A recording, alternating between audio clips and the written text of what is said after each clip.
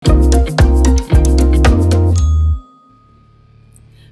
Vulović selamat setelah jatuh dari rekor ketinggian 33.000 kaki. Itu lebih tinggi dibanding Everest. Jika jatuh dari tempat setinggi ini, seseorang akan melaju 430 km per jam. Kecepatan itu setara dengan laju mobil balap terhebat di dunia.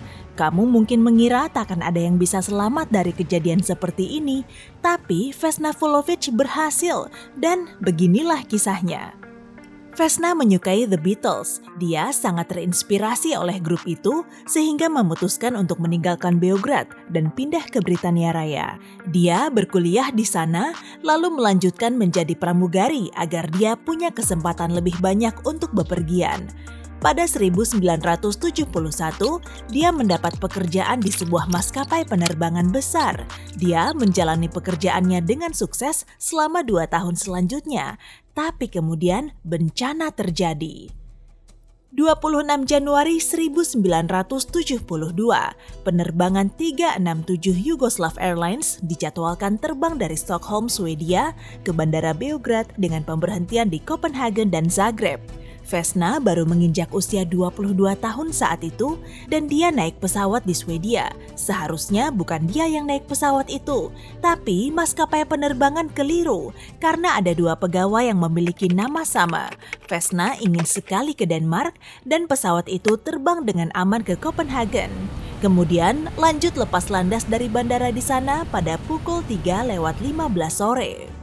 Pada pukul 4 sore, Vesna disibukkan dengan troli makanan di dekat bagian belakang pesawat. Tak lama terjadi ledakan di kompartemen bagasi. Vesna terlempar ke bagian belakang pesawat bersama trolinya. Troli itu menahannya di dinding dan menyelamatkan hidupnya. Ekor pesawat terlepas dari badan utama dan jatuh ke tanah 10 km di bawahnya. Kecelakaan itu terjadi di dekat sebuah desa di Cekoslovakia. Ekor yang berisi pramugari itu jatuh di hutan lebat yang tertutup salju di sisi tebing. Vesna berteriak minta tolong. Pada saat itu sekelompok penduduk desa yang sedang lewat mendengar teriakan minta tolongnya. Mereka segera menemukan Vesna dan memberikan pertolongan pertama sebelum tim penyelamat tiba. Setelah diselamatkan, Vesna jatuh koma. Selama beberapa hari ke depan, kondisinya tetap sama. Lalu dia menghabiskan 3 bulan untuk pulih dari luka-lukanya di rumah sakit Praha. Meski telah mengalami kecelakaan seperti itu, dia tidak takut terbang dan pulang ke Beograd naik pesawat. Dia kembali bekerja di maskapai penerbangan, meski sekarang sebagai staf kantor, bukan pramugari. Ada juga kisah Sailor Gutzler yang selamat dari kecelakaan udara dan mencari bantuan seorang diri. Kisah ini terdengar hebat, apalagi saat kamu tahu bahwa gadis kecil ini baru berusia 7 tahun saat semua itu terjadi. Saat itu adalah akhir tahun 2014, keluarga Gutzler sedang berlibur ke Key West, Florida. Setelah akhir pekan yang seru, mereka naik pesawat kecil di Bandara Regional Tallahassee dan pulang ke Illinois. Tapi tak lama, sang pilot melaporkan adanya kerusakan mesin. Pesawat lalu lintas udara mengarahkan pesawat ke bandara terdekat yang terletak di Kentucky Dam State Park. Saat itu, pesawat sudah tidak berkomunikasi lagi. Sekitar pukul 6 sore, pesawat itu mengalami kecelakaan 16 km dari bandara. Ia jatuh ke kawasan hutan lebat di Kutawa. Sailor Gutzler duduk di kabin bersama keluarganya. Pesawatnya terbakar dan mulai jatuh. Lalu kecelakaan terjadi. Gadis itu kemudian bangun dan merangkak keluar dari bangkai pesawat. Dia pun segera mencari bantuan. Karena berlibur di Florida, dia hanya mengenakan kaos, celana pendek, dan 1 kaos kaki. Dia bahkan tidak membawa sepatu. Suhu di hutan Kentucky saat itu hanya 21 derajat Celcius. Awalnya, Sailor ingin membakar ranting dari api mesin yang terbakar dan menggunakannya sebagai obor. Tapi, dia tidak bisa menemukan ranting yang cocok. Dengan pakaian tipis dan di tengah cuaca dingin, gadis kecil itu berjalan melewati hutan gelap. Dia melewati pepohonan tumbang, sungai, parit, dan semak lebat. Dia juga menyeberangi sungai dan mendaki bukit. Lalu, dia melihat cahaya bersinar dari rumah di sana. Larry Wilkins yang berusia 71 tahun sedang menonton TV di rumah dan kemudian mendengar seseorang mengetuk pintu. Larry membuka pintu dan melihat seorang gadis kecil dalam kondisi ketakutan dan kelelahan. Polisi dan para medis tiba. Sailor dibawa ke rumah sakit tapi diperbolehkan pulang sehari berselang sebab keadaannya cukup sehat.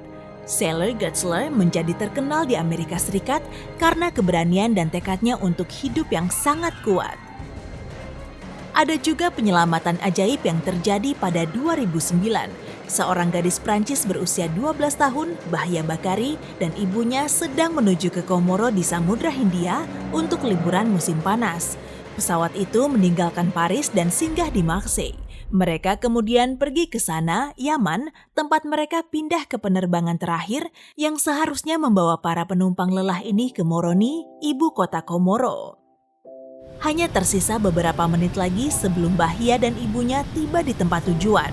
Pesawat memulai pendaratannya pada pukul 2 pagi, tapi pada saat itu kabin mulai bergetar, lampu berkedip-kedip, dan masker oksigen diturunkan.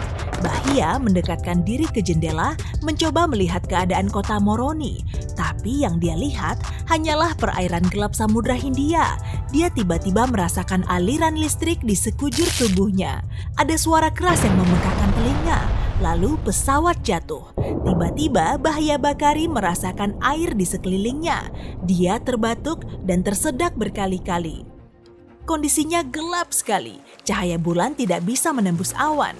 Gadis muda itu menemukan puing-puing pesawat di air di dekatnya dan meraihnya. Saat itu Bahia yakin dirinya terjatuh dari pesawat sendirian karena dia tertekan dengan keras ke jendela. Di kejauhan dia melihat lampu-lampu kota. Daratan kering terdekat berjarak 14 km, tapi ombak laut terus mendorong gadis itu menjauh dari pantai. Bahia terapung di lautan selama 9 jam. Kekuatan mulai habis dan pikirannya makin kacau. Untungnya dia melihat sekoci di kejauhan. Bahia mencoba berteriak tapi sudah tidak ada energi yang tersisa di paru-parunya.